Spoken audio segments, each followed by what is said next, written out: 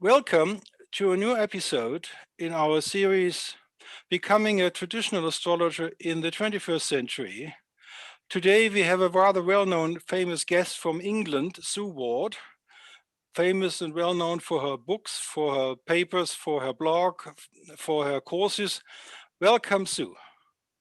Thank you very much, Volker. Thank you for inviting me. You're quite welcome. And today the episode has a special title, How Lily Found Me, which means William Lilly. Sue, you have the stage. Thank you. Well, I was dragged to my first astrology class in the, early 1980s. I thought astrology was a load of rubbish, but I went to pacify my friend, but on the proviso that if I didn't like it after the first lesson, I would leave. And here I am. So obviously I didn't leave. The lady who took these classes, they were private classes, was a long-standing member of the Astrological Association. And she very generously allowed me to rummage through her bookshelves because I was obsessed, completely and utterly obsessed. And she pointed out a particular book, which actually was Zadkiel's bastardized version of Christian astrology. And we looked through that, and she was pointing out the rather florid older English. And we were sort of laughing at this, will I die before my wife type of situation that was in this book. Well, I was very interested. At that time, I had already begun to study with the Faculty of Astrological Studies over here.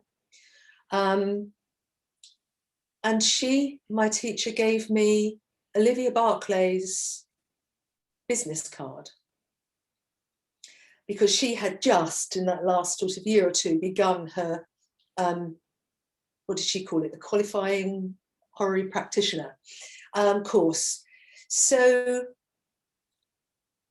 I did actually contact Olivia about this course, not really seriously wanting to do it. But if you'd ever met Olivia, there was really no backing out. I mean, once she'd spoken to her, that was it. It was the end of the story. Will you please send me your check? So, and she actually did say that to me.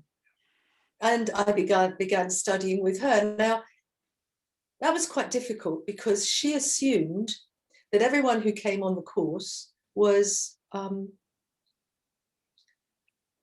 familiar with the basics of astrology. Well, most people were familiar with what they thought were the basics of astrology, which was very contemporary, very Margaret Hone, that kind of basics.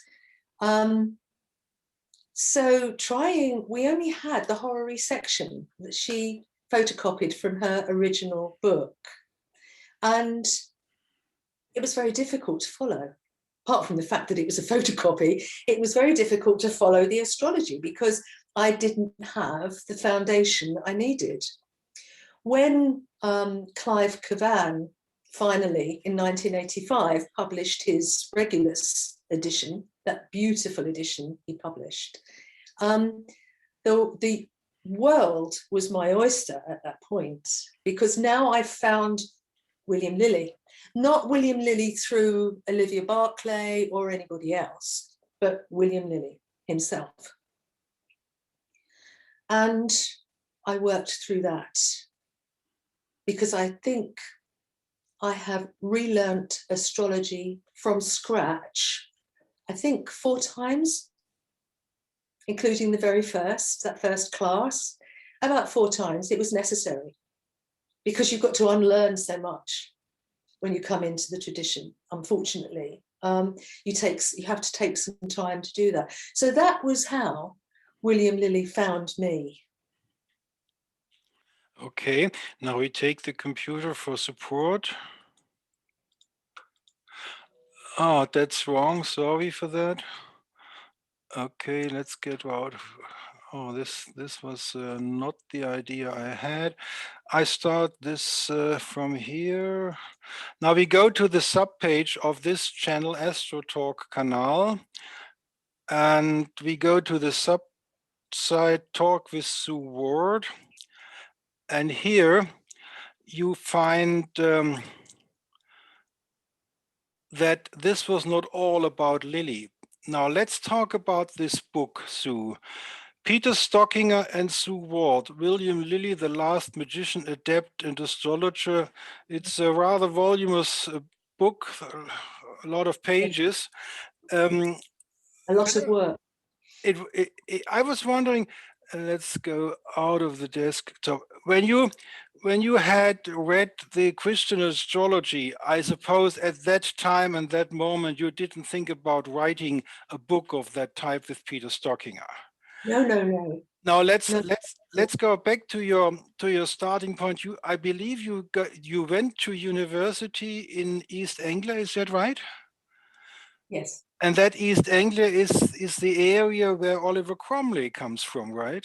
Yes, I think so. I can't remember exactly. I think he's further to the left. Okay. I think he was from the Midlands. This is right over on that, the big hip shape on the island. Yes. That's East Anglia there. And I think he came further, I think. Yes. And in that university, when did you start the studies there? When was that?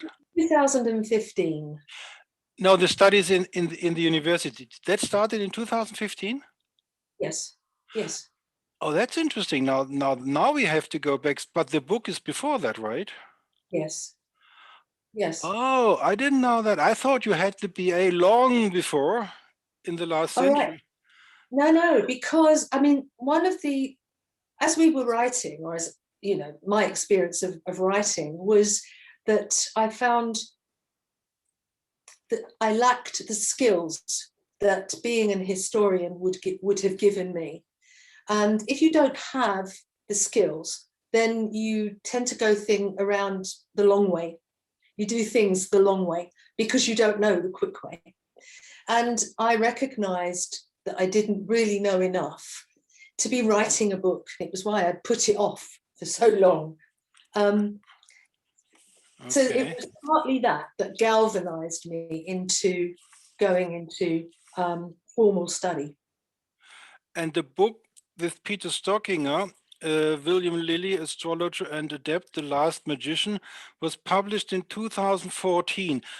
And you started your studies in the University of East Anglia in 2015. Yes. So basically, all the time you were working on the book with Peter was without an university education. Yes. So now we have to jump back a little bit, going back to your experience with Olivia Barclay. Did you get the certificate of the Quality Orrery Practitioner? Yes, I did. Yes. When was that? I think that was in 1987. 1987. And so we have a time lapse from 1987 to 2014. How did it happen that after you had this quality certificate doing orrery, you could see clients, you could teach students? Who, when and where and why came the idea to participate in a project with Peter Stockinger, William Lilly, Astrologer, Adept and Last Magician? When did that happen? When? I'm not quite sure. I mean, I think what had happened was perhaps in parallel, Peter and I, rather than together, I was getting quite tired of reading in places like the Oxford Dictionary of National Biography, which is a major reference work here, as you've probably got in Germany, I would have thought. Major reference work. And I was getting fed up with reading inaccuracies about Lily's life. And one of how did you know that? How did you know that it was inaccurate? Because that would mean you would have to be done your research yourself. Yes, that's right. How did you research Lily? How did it come about? Well, I couldn't do much in terms of a biography because there is so little Yes. personal information about him. We did manage, actually, through the course of our research, to pick up some bits and pieces. But I had been to the Bodleian Library at Oxford University to research his workbooks, his case notes. And why did you do that? I mean, that is not what every honorary astrologer in Great Britain would do, right? Yeah, no, that's right. I did that because I'm obsessed, and because also it was necessary to see what else he had done apart from what was published in Christian Astrology. So you were of the opinion, I need to know more than just the contents of Christian astrology. Yes, you see, there are a number of arguments among detractors. I call them detractors. These are people who think that William Lilly was a charlatan in one way or another, or that his astrology is not much good, or he cheats or something. So I think that one of the best ways of finding out is by looking at an astrologer's private papers, how they judged, in this case, how horaries were judged privately, not done for publication. So that was one of the reasons. Another reason was the Bodleian Library is fantastic if you ever get the opportunity. Oxford is fantastic. But really, it was to get inside his head, to find out how he worked when he stopped working. And this was something I discovered, one of the reasons for the considerations before judgment. When I was writing about that, it was with reference to his workbooks, not just what's published in Christian Astrology.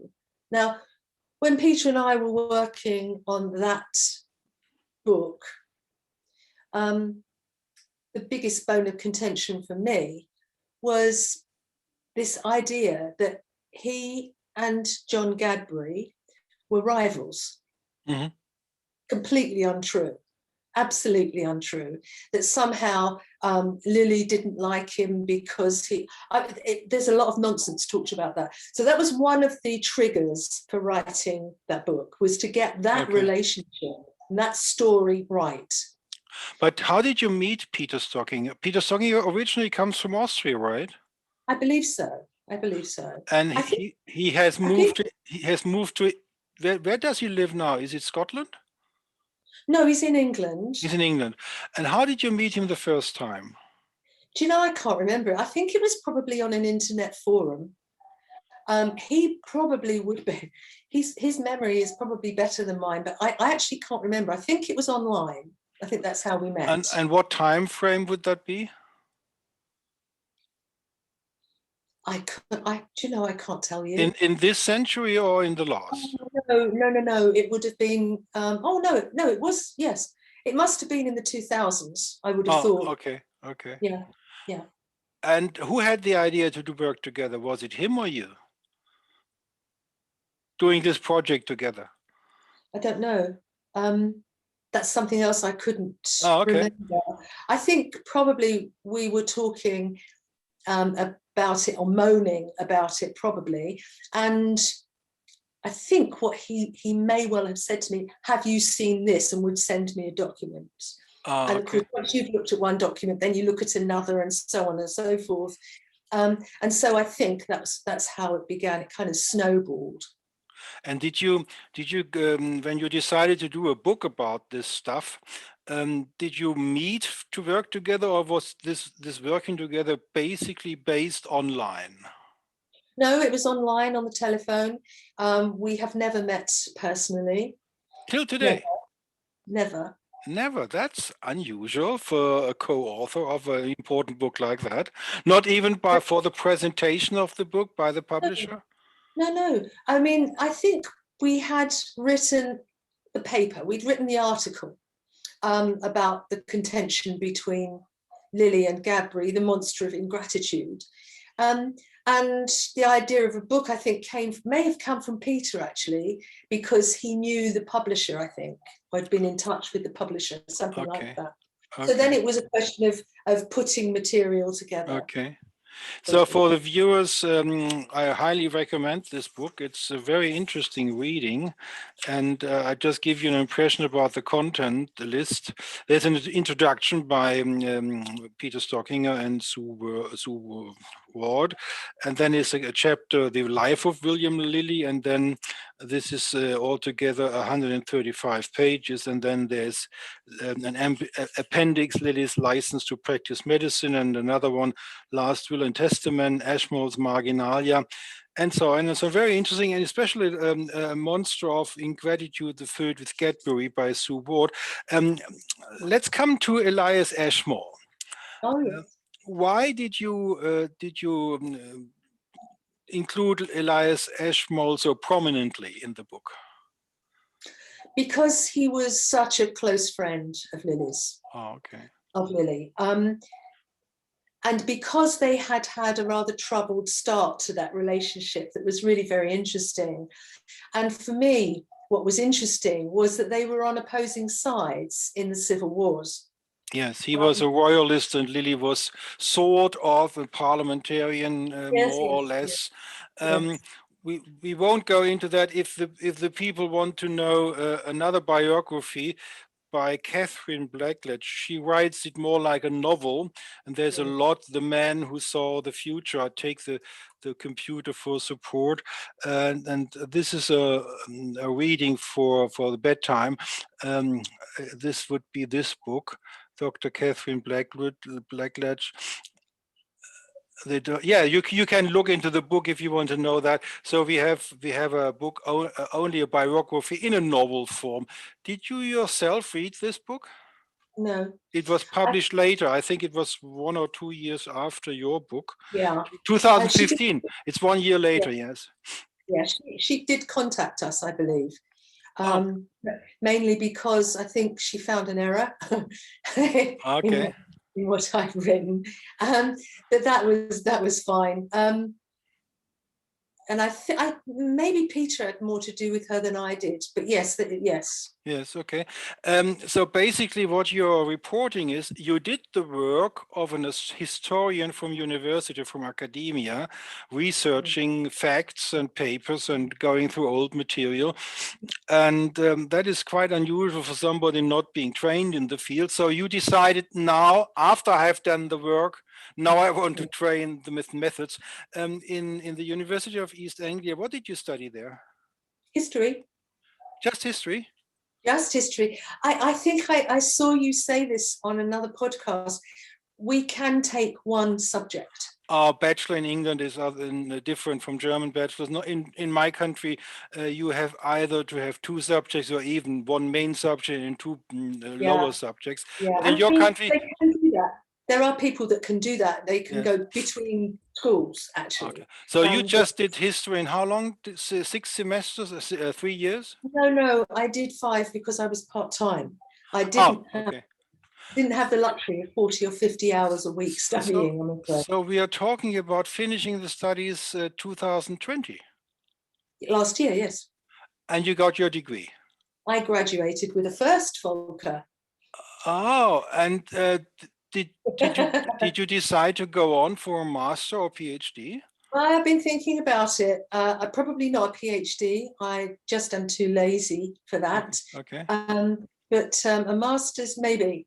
They did offer me a place. Would you, if you had the choice, master in East Anglia University or Trinity College, Lampeter, Wales with Nick Campion, which one would you choose?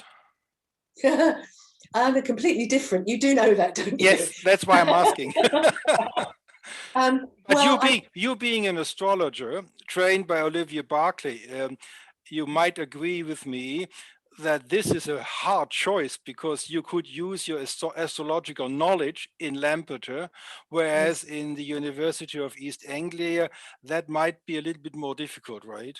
Well, that's possible. But in fact, the dissertation that I had planned or have planned is very much astrological. So it's is likely to be a kind of analysis of an astrological document. In a way that has been done before, but yes. Would yes. you think that the supervisors, the professors of East Anglia University would accept the thesis theme? Yes, because I know this for a fact because I spoke to my lecturer on something, another smaller analysis that I did, and I'll tell you what I was going to do. You may have heard of this horary. It's Lilly's, and it's the judgment of the urine of John Pym. Oh yeah, and that is a rather famous one because Lilly really got the piss. It's piss prophecy, to be precise. That's what somebody says. That's not what Lilly called it, but yes, okay. He got the urine, right? Yeah, but I think that was Culpeper said that. It was Culpeper who called them piss prophets.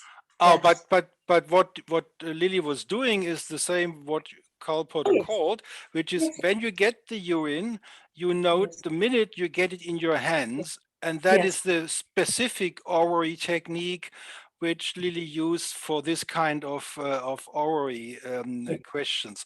And I believe he got the urine 1 week before the death, and he said exactly what the problem was, the medical problem, without having seen the patient, and the exact date when Pym was dying. More or less, he wasn't absolutely certain, but what the problem was with John Pym's illness was it was suspected that he'd been poisoned. This is historical fact. It was suspected that he'd been poisoned, and so the urine had been brought to Lilly to kind of say, has he been poisoned?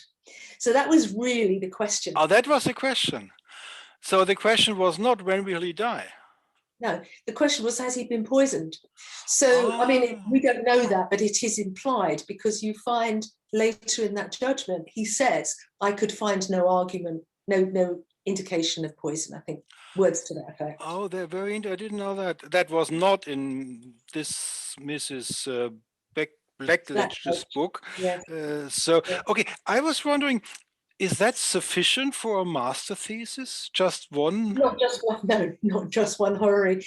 But I had, what I'd actually submitted was an analysis of the horary, would Charles I die? Would he be executed? That is another famous one. So I analysed that, and what it means when you do anything like that is you have to explain the astrology because you're talking to academics. Oh, so we are talking about a master thesis, writing for illiterate university people in referring to astrology that they understand the underlying theory and practice. Okay. Yes. Well, I wish you the best. I wish you the best luck. And I haven't actually asked them if they will accept this as a dissertation, but I shall be doing that. I'm about halfway through. Yeah. I would think it's a rather good idea to do it in East Anglia, because in your university there is not the problem that the whole world is looking on your university, whether this is real university quality, whereas the Trinity College Sophia Center has this problem that all the skeptics are watching closely what happens there, whereas when you do your thesis in East Anglia, nobody will get to know that before it's published. That's probably good. No, absolutely. Yeah, absolutely. It's a very good university, but they're very open-minded. As long as you do the historian thing and prove the case, you have to prove the case. Yeah. Well, but you have a reference. You have showed that you're a good academic. I mean, that's for sure. Thank you. Thank you. So let's take the computer again and go back to the subside. Now, I think it's good time to talk about your work. There is a blog here, which is I recommend to use it. There's a lot of interesting articles. There's the University of East Anglia. Then there is a homepage, and there are courses. Let's go back to your training. Can I just say something, Volker? Yes, sure. Sorry, that homepage is no longer anything to do with me. Oh, okay. It's very, very old. Oh, it's no good anymore. It's not current anymore. No. I will delete this as soon. So the blog post is what Blogspot is what. Blog post is fine, but this website is nothing to do with me now. So. Oh, I didn't know that. Okay. That's okay. So now let's go back to training quality horary practitioner, which is a very high level qualification for horary astrology because of Olivia Barclay. And after her, somebody told me in one of the interviews that it's even more difficult than it was with Olivia herself. Would you agree? It's today more difficult? I don't know. I've not seen it, I'm afraid. I mean, it was a long time ago that I studied with Olivia. Yes. And I think that that was difficult, but for a different reason. And one of the reasons that it was difficult was that I didn't have the foundation, which was that first book of Christian astrology, which made life much more difficult. But yeah, I have no idea about the current one, I'm afraid. Is it true that you had to read the whole Manilius for the exam? No, I think there was a chapter. I can't really remember now. Oh, just part of it. Okay, a part of it. I mean, I can't remember. I think actually, I mean, Olivia wasn't that interested in it, I don't think. I mean, she needed to think of things to kind of use, because what she was really interested in were things like, and anyone who did the course around the kind of time that I did will recognize this when I say Blackberry the rabbit, because that horary was the nightmare of all of Olivia's students, and nobody in the end cared about Blackberry the rabbit, to be perfectly frank. But anyway, that was Olivia's main purpose, but also she was a great promoter of William Lilly, so that's where her focus was. And in that training by Olivia, was the focus solely on horary, or did Olivia train also in nativities? No, just horary. And how about yourself? When you had the certificate of Olivia and started your own practice, what did you do with yourself? Did you go further and integrate nativities and mundane and cathartic and all that? Or did you stick to the horary part? No. I mean, once you've learnt traditional astrology, which once I'd left Olivia, I did learn it. As I say, that would have been number 3, learning from scratch. Once you've learnt traditional astrology, you can apply it anywhere, you know, nativities, mundane, event, elections, anything. And I did. In terms of consultations, I tended to restrict those to horary, because I find nativities, quite boring, because they go on for so long. Yes. But I have done and will still do nativities occasionally, but I do them in a very limited fashion, and really reflecting what I understand of the traditional method and system. So this is the client side. Client orientated, you are a horary astrologer, one could say. How about the training of other neophytes in astrology? Do you do the whole spectrum for training people? No, I don't, because I don't feel that I have the necessary experience with nativities, for example. I will offer help if students want to involve themselves in that, but they do have that 3rd book. They have already learnt the techniques. What the 3rd book also adds is, of course, prediction through directions and perfections and so on, solar returns, but it also expands vocabulary. So by working through that, that's fine. I teach within the horary courses the notion of Lord of the Geniture and temperaments, the 2 vital components of any nativity. So they already have those two techniques. For the viewers who are not familiar, book 3 is book 3 of William Lilly's Christian Astrology. Okay, so one could say Sue Ward is a traditional astrology focused on hourly clients and hourly courses. One could say that. Well, you could, but then I research and write about mundane and events. And that is another. We come to that soon, because I have a special chapter of this talk talking to you about theory in astrology. So, but you have clients and students. How is the course? I think you have 2 different courses, right? A basic and an advanced. Yes. Tell us about that. Okay, so the foundation course teaches the foundation in 5 lessons. 5 lessons takes a year or half a year, or how long?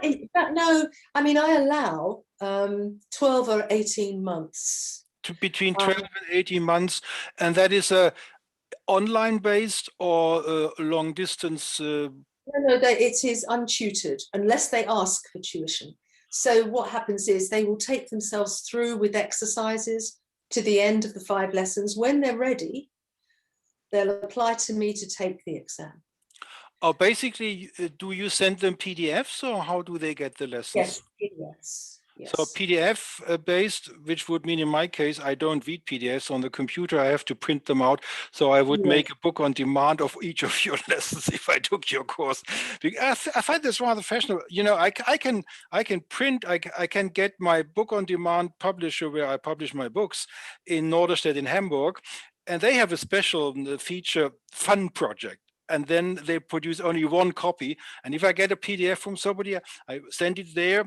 They print it after 4 weeks. I have it in my hand and I can read it. Oh yeah, print on demand. Print on demand in BO de Nord. I recommend this firm very much because of good quality, and I don't have to read it on the computer screen. That's horrible. Especially if it's a book. And I recently got a PDF from 998 pages in traditional astrology. I will never read 1,000 pages on the computer. Okay, so 5 lessons, and they are in PDF form. You send them via email, and then after the students have studied all the material, then they tell you I'm ready, and then there's an exam. Yes, they take an exam. That also is online. And is that online in interaction? That real time? No. Because when I was doing this online, you know, initially really wasn't an option. Skype wasn't that great. Okay. So, you know, things have moved on a long way. I could do it now, but, you know, then it wasn't quite so great.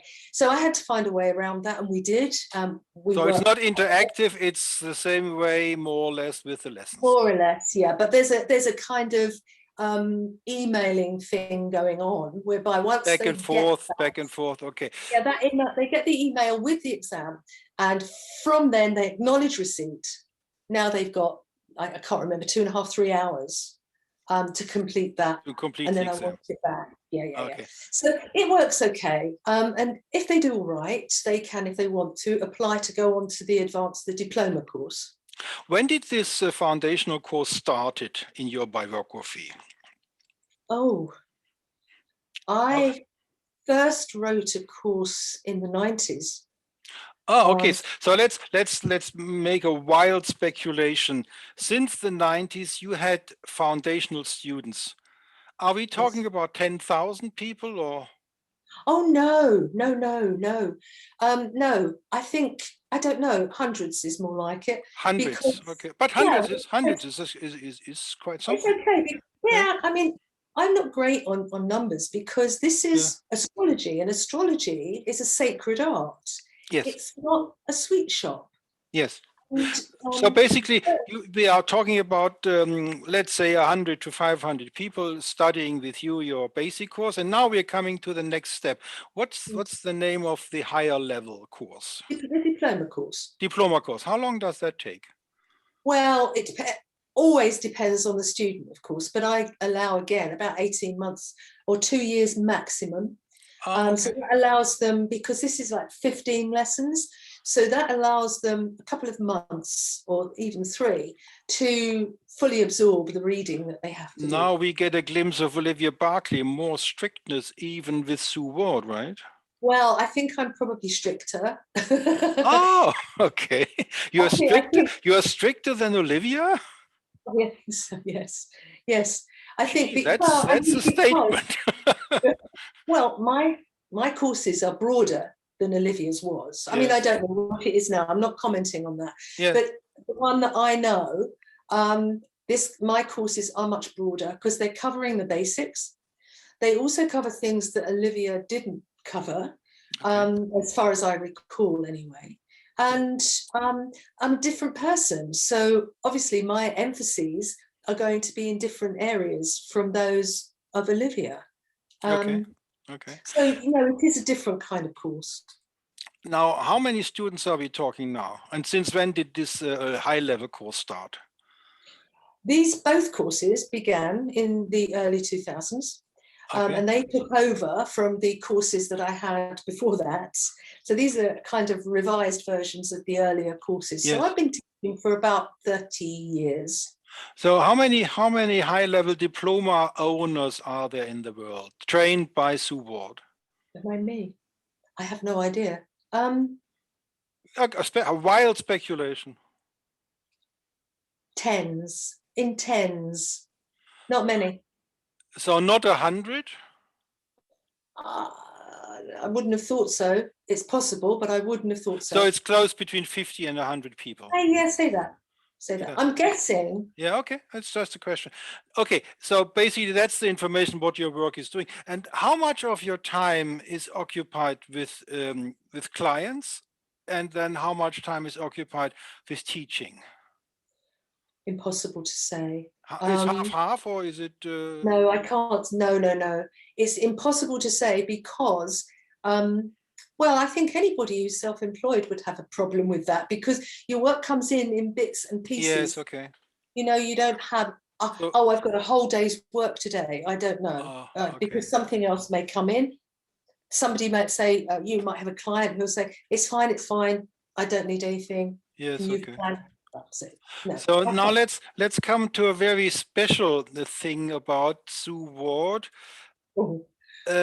which you will recognize. It was rather interesting for me. I'm a close friend of Reinhard Stiele, which you know because he has published a book from Sue Ward, which has not been published in the original language because the original language of this book is English. Yes. And Reinhard Stiele was lucky enough to convince Sue Ward that this lecture she was giving in a German town with Bernhard Bergbauer, I believe, who was a Frauly-orientated guy, and there were people John Frauly orientated, and they had a sort of small conference in Fulda, I believe. Fulda, it was Fulda. And there was a guest speaker named Sue Ward. And then Reinhard Stiele was so excited about what you said there that he asked you, could I have this paper to produce a book about it? And this is the German version. I have it here. It's called Das Fundament der Astrologie, wie die alten Herrscher und die neuen Planeten zu ihrer Bedeutung kamen. And for the people watching this, there is something in English available, and that is Sue Ward's blog post. And I realize she has renewed this thing because here,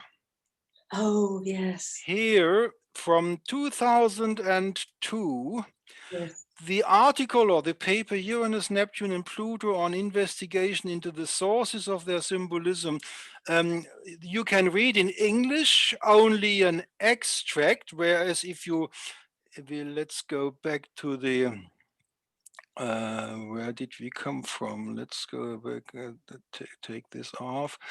If we go back to the home page of the subsite of our talk today, this takes some time. Sometimes there is the homepage of the Astronova publishing company. It should be, let me see here. There's a lot of astrological books in German in this company, and this is in German. And as I said, this paper, Uranus Neptune, this one, you can buy, I believe, this paper if you mail. Yes, email, yeah. If you email to, there's the address, let me see the full paper can be purchased from sueward2459 @icloud.com, right? Correct. Okay, now let's get into that stuff. Do you remember why you were invited to Fulda, to this German people? Somebody had to translate yourself because you don't speak German, right? That translation was really interesting. They'd asked me to speak for 45 minutes. Yes. So I was being translated by a very clever woman into High German, which of course I didn't understand. And they said to me afterwards, you have an English sentence this long, and when it's translated into German, it becomes that long. So my 45-minute talk became an hour and a quarter or more. To our viewers, to make something clear, that is not normally the case, because English and German, you can translate English in about the same amount of words, more or less, than you can the English. But this must have been, I suppose, this woman had fun to extemporate, to put a little bit more on the bones. I'm afraid I had no German whatever. Well, I did. They taught me some German, but I couldn't repeat it. Yes, okay.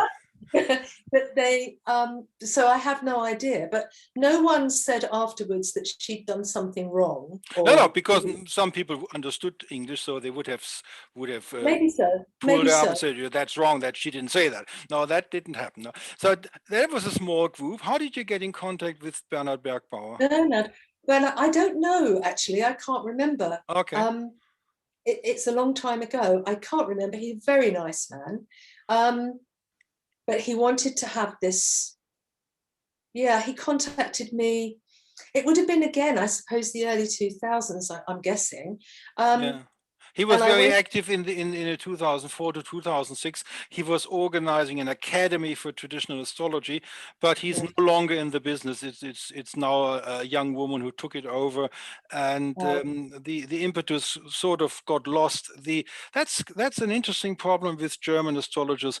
Basically, one could say the astrology community in Germany, Switzerland, and Austria, concerning the revival of traditional astrology because of the Hindsight Project, because of the translations of the academics like Charles Burnett, or because of the wonderful translations of Benjamin Dykes, that simply doesn't happen in these German-speaking countries. Nobody knows it, and nobody is propagandizing it. And so basically we have 3 or 4 people who practice traditional astrology, but they are not very well organized.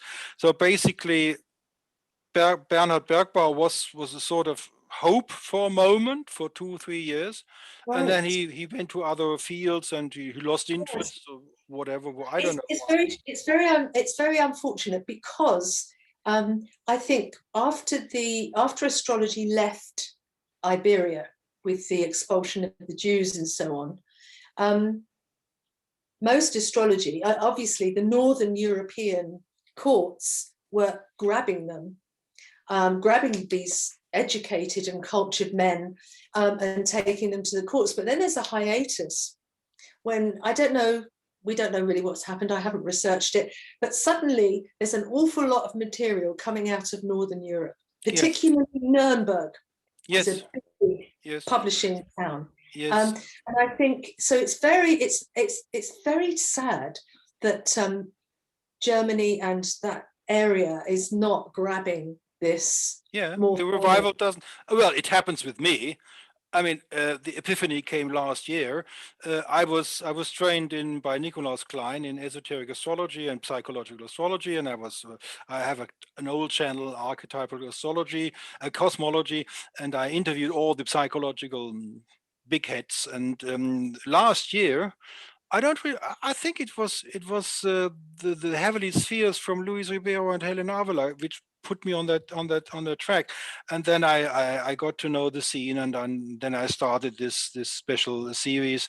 But I'm one of the very few, and on the internet channel in German, I might be the only one. I don't know.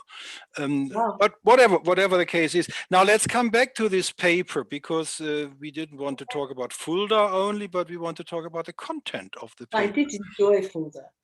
Yes. And now let's see. Jesus, this happens all the time. I'm not very good in organizing myself for this. Today must be a hermetic problem. Mercury must playing games with us, because normally I know how to do this. But well, it might have some reason we will talk about later. Okay, Talk with Sue Ward, and here's the German book. Do you intend to publish it in English as book on print on demand? No, I'm not great at publishing. Oh, it's easy. I can tell you how it works. If you want to publish a book, that might be interesting for our viewers as well. If I publish a book print on demand, it goes like this. You have this paper, this PDF you have. All you have to do, you have to make sure that the number of pages in a certain format is divisible by 4. Okay, that's the only restriction. It has to be divisible. The PDF has to be divisible by 4. Then you send it to BOD Norderstedt in Hamburg. You being English, you have one problem. You have to have an account in Germany, a bank account. So if you know a friend of a friend in Germany, let them establish the bank account for you, and then you can become a part of BOD Norderstedt. It's online registration only, no costs involved. And then you send this PDF online to BOD Norderstedt. They convert it into a print block, they call it. And then you check the print block that everything is all right. Then you give your okay for it's okay. Then you use their cover software. Their cover software is very easy to handle. And then, okay, I give you an idea how difficult it would be for you to publish a book worldwide with a worldwide publishing structure, and how long it takes. Okay, PDF is ready. You upload it. Then the computer in Hamburg takes about, at longest, 20 minutes, mostly 3 minutes, 4 minutes, between 3 and 20 minutes, relatively to the traffic they have on their computer. After 3 minutes or 15 minutes, the book block is finished. The cover software takes you about 3 minutes. So we're talking about 20 minutes almost together. Then you have to check off I'm okay with this contract. I'm okay that you take the money out of my bank account, which for the costs. Now, and then you finish the contract. What do you think that costs you? Just speculate. How much costs for you as the author? Okay, euros, 150? 19 euros 95. Oh my goodness. It doesn't cost you, it basically costs you nothing. And in this process, you have to decide whether you want to make profit with the book, or whether you want to have the cheapest possible price. I normally take the cheapest possible price because nobody reads myself if it's not cheap. In your case, Sue Ward has a community, you might make some money out of it. And then you have 2 options. I always take both options. You have the options to print. Then it's as a printed book available from Australia to Timbuktu. That takes BOD about 6 weeks, then it's available throughout the world. And I take the second option, ebook and Kindle as well. And then I have a complete logistical chain, and I have nothing to do with it. I have no storage room to book because I don't have the books, because they print it on demand. Yeah. So why don't you check this possibility out? Get yourself an account there, get yourself a German bank account. That's the problem, because they operate in Germany, and they only, it could be that they have a special department dealing with foreigners. I don't know. Check them out. Okay. But if you consider the amount of time, this PDF is finished. You only have to add a page or so to make it divisible by 4. Then you'll upload it. And then this paper is as a book available for everybody. And you don't have to answer emails or anything. You don't have to do any cache process anymore. It's done. How do you like that? Yeah, I like that very much. Thank you so much, Volker. For all the viewers, this is a good idea because How much do I owe you? nothing. That's pro bono. You know, I was so frustrated today. I was really frustrated. I had a book, the German translation of Vettius Valens, okay, the Anthologia. It's called Blütensträuße in Deutsch. It's a German translation. It was published in 2004, and it's no longer available on the book market. Oh, Are these people dumb? I mean, it was 2004. It would be so easy to put this book on the market as a print on demand, and it's an important, you know, it's an important subject. The German translation of Vettius Valens. This should be available. You can still lend it by the by my library, a long distance library exchange. We have that, and I got it. I think I got it from Halle or Constance. So we have this. But this is the same thing with Robert Schmidt and Robert Zoller. These material should be published as book on demand. But that's another story. Go back to your book. Now we're going into the nitty-gritty, because now we are talking about the outer planets. And basically, I try to put this together. What you do in that book, in German, it's in German, a German book. What you do is you deconstruct the lore of the outer planets. Would you agree? Yes. Now tell us how you deconstruct the lore of the outer planets. Well, it seemed to me that, I mean, I don't use them and haven't used them for a very, very long time. So I didn't believe that I was the best person to do this research. But because, to my mind, there was a lot of unsupported things being said about the new planets and their use, I thought it would be quite nice to find out why. And that's a feature of my life. Why? So that's what started it off. I thought, well, where did this all come from? And what you find is it comes from one place, more or less, and one group, more or less, and gradually goes outwards until we have what we have today, where you have people who almost will judge a nativity based solely on those three bodies, Uranus, Neptune, and Pluto. And they have very little. I mean, I remember somebody, it was actually, I think, a student who said to me, they gave me a chart they wanted me to look at, and it was about a death. And they said they couldn't understand it. And I was talking to them and I said, well, have you looked at Mercury? Well, why would I look at Mercury? Well, because it rules the 8th house of death. Maybe you need to look at that. And she said, well, what about Pluto? And I said, well, what about Pluto? Doesn't rule anything. It's nothing to do with the 8th house anyway. So what? But she said, but surely Mercury couldn't kill somebody.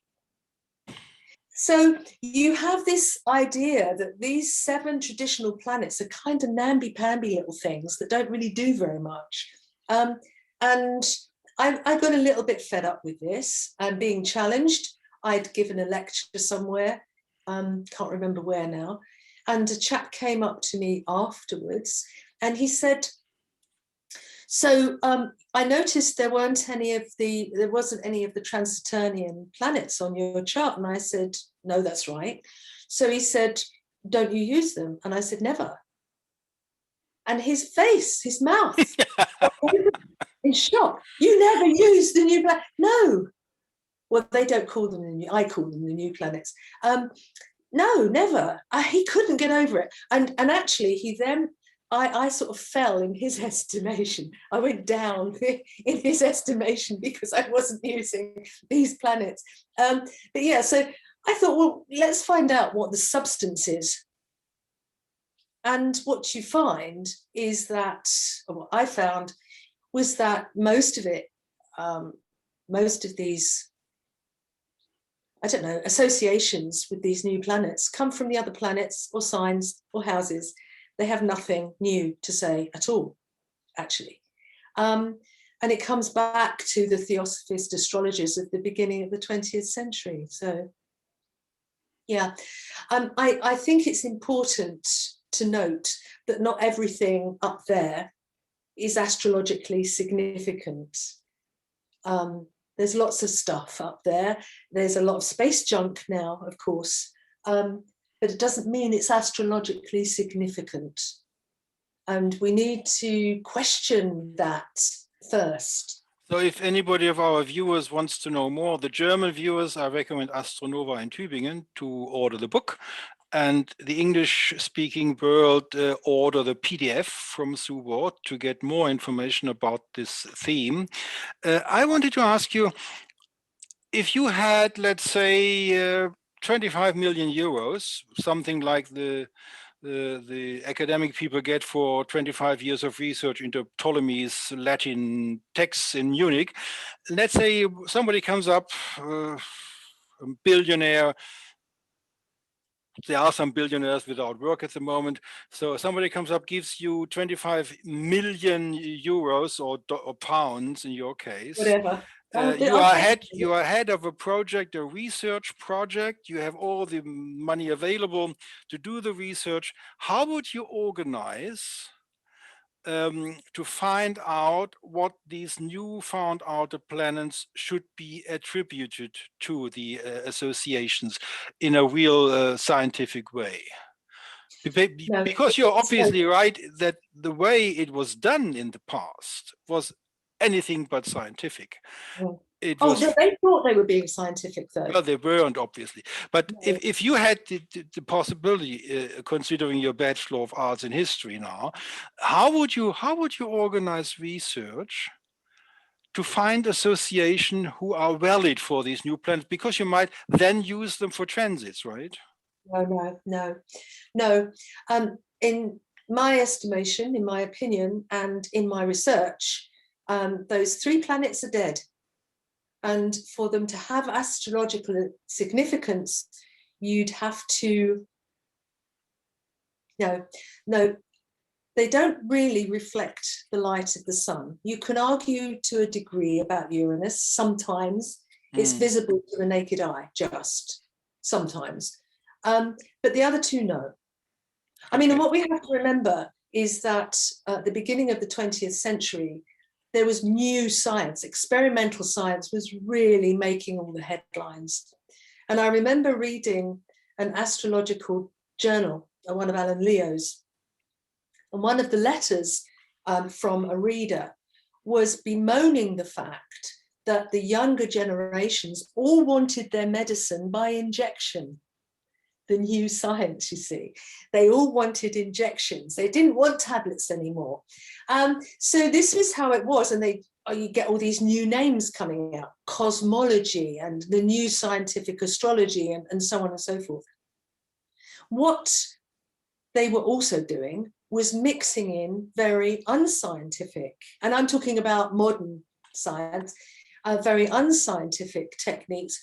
Neptune, Alan Leo writes that Neptune was considered to be nebulous and confusing and misty and all of those things, the normal connotations of Neptune, because that is how it appeared in a crystal. Interesting. Oh, yeah. So basically you're saying you would refuse to head a project like that? Yeah, I would. Okay. I'd like them to give me the money to say no. Yes. I had this interesting talk with Joseph Crane, and he agrees with you on the scientific problem, how the associations were found or invented. But he said in his experience, very subjective, obviously, in his experience, he doesn't care how these attributions were found or invented or crystal gazed. He says, if I do transits, which traditional astrologers shouldn't probably do, because they do primary directions for But they also predictions. use, yeah, we also use transits though. Oh, Yes. you do? Okay. So his argument was, when I do transits, I do this traditional part because he is a sort of a traditional astrologer, but he does this bit more. He doesn't use them for rulership. He refuses that totally, like you do. But he says for transits, these outer planets beyond Saturn, he gets some impression that they are sort of informative, Okay. additional informative. Okay. Would you go along with that? No.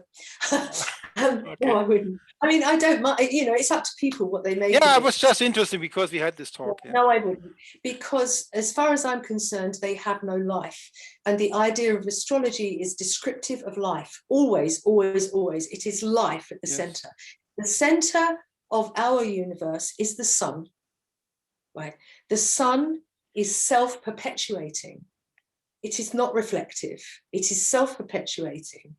It needs nothing else. Now, when this was one of the reasons for my picking this up, because when I started to read about things like Pluto now was probably the main planet of the solar system, not the sun. And it was now taking signification from the sun. I thought, you know, enough's enough.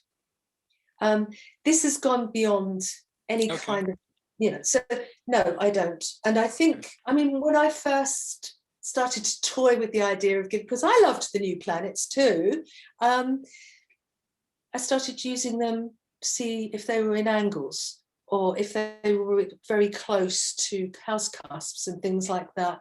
But then I realized I started to look at the event charts of things like earthquakes, volcanoes, major air disasters, and so on. Fukushima, for example, is one of I mean, of those. all of them, if you look at them, almost none have a prominent new planet. And That's not true. Fukushima was on the inverse in I believe Aries of Uranus. On the day of Fukushima. What I said was most. Ah, okay. I didn't say all, most. We've got to remember that astrology is a huge subject. Yes. It's massive. And it's very easy to find your answer if you keep looking for it. Yeah. And so you have to be quite objective and stand back and say, is Uranus angular? Is it in an angle of that event? If it isn't, then it is not useful. Okay. I have a feeling, having read your books, this has something to do that you are not a materialistic astrologer. Is my impression right? It's possibly right, if you'd like to explain what you mean by that. I mean, I do like money. in your book, in this Astronova publication, you are talking about theory and practice, and philosophy and practice, and the necessity to have a valid, let's say, I have the feeling that astrology is a sacred craft for you. Yes, it is. And that is the reason why you are so careful not to destroy the sacredness of the craft by inventing methods and practice. Is is my impression right? That's absolutely spot on. Yeah, I would agree. So elaborate in what you mean with holiness and sacredness of this of astrology. You can find this in Vettius Valens as well. He's on your side on that. And I have this on my homepages. So, I have developed. What is your philosophical foundation of doing what you're doing? Okay. It is that astrology is divine. It is divination. Okay. And it's not just that the glyphs that we look at is not just shorthand. Every time anyone looks at an astrological chart, it will make changes to them, because those glyphs are not really, they're more like sigils than glyphs. And when you're looking at it and trying to work it out, your synapses and your little neural pathways are all going mad. It's one of the reasons why I am a firm believer in formal education in astrology. Learn your system and learn your method, because you are also training your intuition. You're training those neural pathways to fire off at the correct stimuli, not just any old thing, right? And this is another reason why you were talking about Joseph Crane, why he may get his results, because intuition is also used within astrology. You can't help it because of these glyphs. So I don't believe that. I do have a very deep and abiding. The other thing, I think about astrology almost like it's an entity. And my greatest fear is that through some fault of my own, usually to do with ego, it will be taken away from me. And I have seen this done in public. I've seen people humiliated in public because they have put themselves before the art. You can't do that. You have to have the utmost respect. So I think that, well, I think you do. So I think that as divination, it is our responsibility to treat it with the greatest of respect, and to see it for what it is, which I explain in that book and elsewhere, that astrology describes nature, it represents nature, but it is also nature. It is of what it describes. And that conundrum, which it is very difficult to unravel. But you can unravel it. You can do that. You don't have to accept the common assumptions about astrology, both within and without astrology. You don't have to accept those. In my view, astrology is a path of initiation and should be treated as such. And each step, you develop a little further and a little further and a little further. Now, at first, you're taking it all into the intellect, because that's what the intellect does. The brain gathers information. But you can't properly practice astrology just with a load of information. It's not cookery. It's not a bus timetable. You know, you have to be able to convert it so that you can understand, and that comes from deeper within yourself. So you keep on and keep on and keep on. And if you maintain some kind of humility, you will get there and you will understand at the very deepest level. And it is then that the cosmos opens up to you, really. I'm sorry, and maybe that's not what you meant, but no, that's what I meant. That's what I meant. And I believe that is one reason why you have a resonance to William Lilly, because he believed the same thing. Yes, his worldview, still in the mid 17th century and really up to the 18th century, people's worldview was that everything was significant, even though the church had huge power. They were still, for example, houses on the outside of houses, you might do this in Germany, I don't know, you'll tell me, the horseshoe thing. You put horseshoes. Yes, we do that. Yeah, we do that. Yeah. Well, they had them all over their houses. You know, they as many as they could find. You know, I need all the luck I could get. Well, after the end of the 17th century and the derision, the disenchantment of the world, it's been called by an historian. People took those down, those horseshoes down, because it was a bit embarrassing. People would laugh at them, mock them. The horseshoes they weren't thrown away. They went round the back of the house. Okay.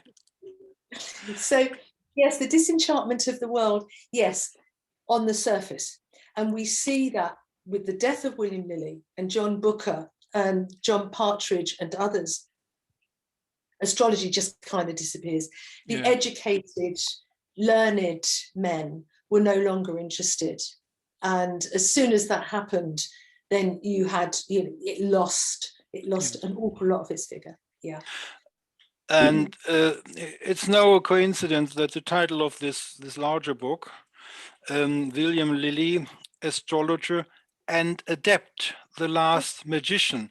And if I understand your position right in the book, you believe, and I think you're right in that William Lilly was not only an astrologer, he was part of Hermetism, I would say, and he was a part of magic in the sense of astrological magic. Before astrology, he was into magic before astrology. Yes, yes. And what would you say when he became an astrologer? Did the magic disappear out of his life, or would you say he silently, because it was very dangerous to do that, burning on the stake was around the corner if you did magic? Would you say he silently and unofficially was a magician till the end of his life? Yeah, I think what happened, he started with this kind of in occultism, let's call it, and he was very well known. When he left London the first time with his hypochondriac melancholy, he calls it, it was a kind of depression he considers brought on by his magical work. So he left the country, he left the city for the country, and he says, where I was not known. Nobody knew who or what I was, right? So he obviously, by that statement, he was very well known in London already. When he came back and he was studying, he'd studied astrology all the time, he was out in the country, he came back, he had used Picatrix. Oh, the from the 9th century, I believe. Yeah. And had done the prayers that had, I've forgotten, I think it was 9 days or 7 days he did these prayers for astrology. And he puts his prowess and his speed at learning astrology down to that. So he was still using that. It's a mindset. You can't just stop doing it. He says he burnt his books. Would you go as far that William Lilly is on the same level like Agrippa von Nettesheim? Agrippa was a collator, wasn't he? So Lilly is higher. It's a higher level. Well, Lilly was a practicing magician. I'm not sure about Agrippa. I'm not sure either. It's always said he was. With Agrippa von Nettesheim, it's about like with Claudius Ptolemaeus. We know that Claudius Ptolemaeus was not a practicing astrologer. Okay. And with Agrippa von Nettesheim, there is a faction saying he was only, like you said, collator, gatherer, putting things together and writing his Occulta Philosophia, but he didn't practice the craft. I think so. I don't know, but I think so. So basically you're saying with Lilly, that's a little bit more real. Yeah, Lilly was using it. And of course, he and Ashmole became, maintained huge interest in people like Simon Forman and John Dee. Yes. They were collecting those papers. And John Dee was not only the spy for Elizabeth I, but he was also a practicing magician with his companion, evoking the angel of the western window.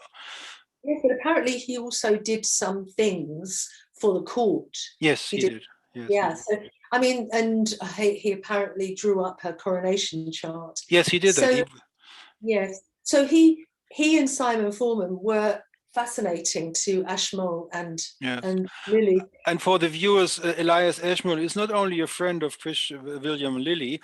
Elias Ashmole is one of the first English symbolic Freemasons. He was in a Freemason lodge, in a symbolic lodge. We can't talk about that special here. And he is rather famous for his Freemason achievements.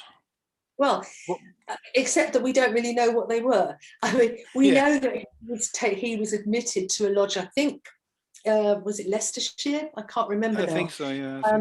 Yeah, something like that. We know that. And then Masonic mythology has kind of filled in some of the gaps, I believe. I But refer our viewers to an interesting book by Tobias Churton. He has a special book about Elias Ashmole and this part of his life. So let's come back to our talk. Taking this statement and philosophy and divine quality of the sacred craft, are there books where you would say, older books like Helvetius Valens is on your side, obviously. Are there in the Hellenistic period or in the Arabic period and the Renaissance periods, did you find books mirroring your position? well, as far as, well, for me, my Yes. position has been gained from that tradition. Everything I've read. And when I write about, for example, The Void of Coarse Moon, which has come up again recently, when I write about that, I researched back to the Greeks for that. Oh, you take your conviction, your feeling and thinking about this problem, you take that from the Hellenistic area. Well, what I'm saying is not necessarily. I went back to that, but then came through the medieval period up to his date. And So would you recommend a specific book for, let's say, you have a student in your diploma course and he asks you what I'm asking you. Can you recommend me 2 books, not more, just 2, I don't have more time. Which would be the 2 books to read? From before Lilly? Yes, from before Lilly, yeah. No, Dario. Okay. Dario from, well, that's sort of very late medieval. So you wouldn't take somebody like Abu Mashar also? Or Abu Mashar. Well, you could read almost any of the Arabs because they would, Arabs in quotes, because they are arguing and discussing and turning over and developing the same ideas. Yes. You don't find, what I didn't find, was anybody breaking away and saying something really outrageous. Oh, okay. So what I have developed is my view is based on all the reading I did, and I was one of the earliest purchasers of the Project Hindsight translations. Yes, okay. Right. So I was reading those. It has developed from that. I didn't make this up. Okay, so basically we have covered what I wanted to cover. Is there something, the other thing we'll do in a minute. Did I miss something of your biography which we should talk about? Well, probably not. I think it's been a very comprehensive talk that we've had, a conversation really, which I've enjoyed very much. I think I would say, one thing I would say is that where I have got today with my understanding of astrology is not just because I have studied astrology for 40 years. It is because I also opened up my mind to the Hermetica, as you mentioned earlier, and put astrology back where it belonged, within the Hermetica. And once you do that, once you see how tight-knit that group of subjects really is, then you start to develop a deeper understanding. And it is the understanding that is so important with astrology. So that's really, I think, otherwise you've covered just about everything, I think. Okay. And now we are coming to a rather sad part. Today is an unusual talk on my side and on Sue Ward's side. We learned some sad news, and I want to give the rest of the talk to Sue Ward to talk about that. And I take the computer for that, and we will finish with that. Okay, Sue, I would like you to take over here for this. Okay. It's some 18 years since my association with Elena and Luis began. And from the outset, we were friends. We just hit it off. We always did.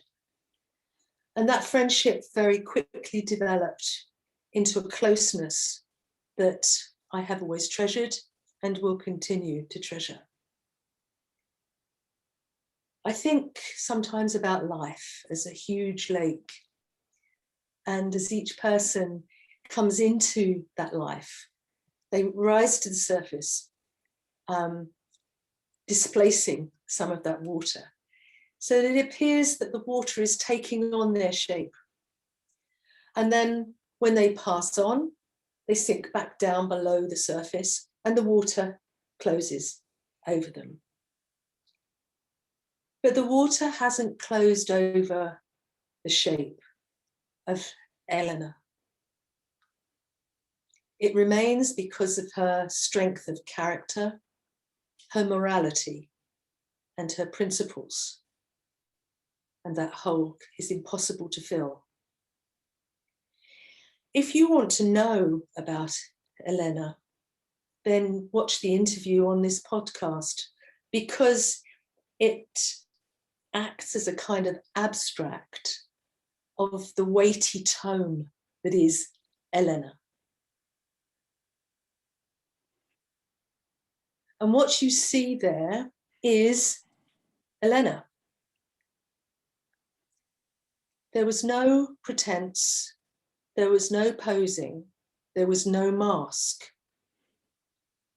And the more observant among you will notice other things too, if you watch closely, as I did. But what you'll notice is her obvious intelligence, humor, knowledge, compassion, deep compassion, charm, grace, and much more. Now, I'm not given to self-promotion, and in recent years, I've been concerning myself with developing my understanding of astrology and occultism generally. More recently, I've given a great deal of time, as we talked about earlier, to my aspiration to become an historian, and that was down to Elena.